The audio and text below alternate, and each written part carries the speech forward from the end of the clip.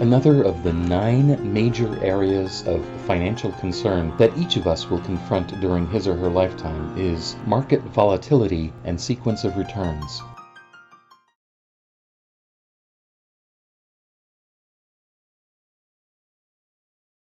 We're joined today by Rich Lamore, who's the senior partner and owner of Boundless Financial Solutions. Rich, you're fond of telling people that we face 9 major areas of financial concern throughout our lives.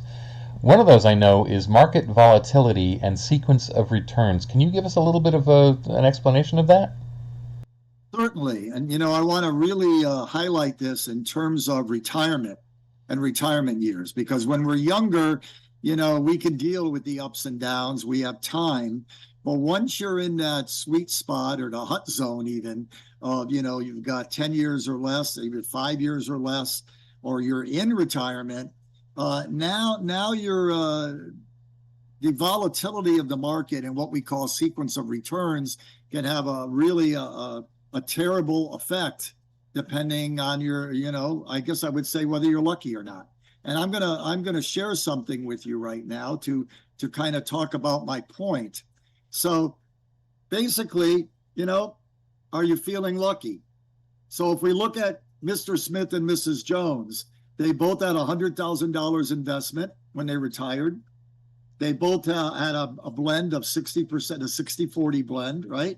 But Mr. Smith retired in 1969 and Mrs. Jones retired in 1979. And they both were taking out $5,000 a year. So everything's the same except when they retired. So let's look at this. With Mr. Smith, he retired in 1969 and really got some interesting hits before the 10 years were up. Whereas in retiring in 1979, Mrs. Jones started out in a more positive vein. So let's look, what does that mean? Okay, well, they're taking out the same amount of money. Whoops.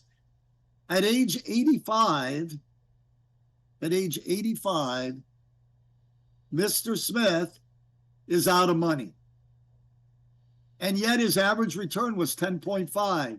But because of him taking out money and taking out money when the market went down, he got hit hard. Whereas you look at Mrs. Jones, well, she kept taking out the same amount of money, but she ends up, by the same number of years, she has $591,000 still left.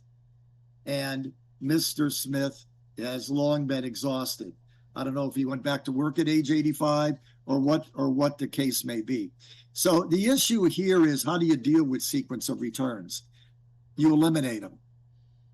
You have what's called, as I talked about in an earlier part of our 9 issues, we talk about income stability.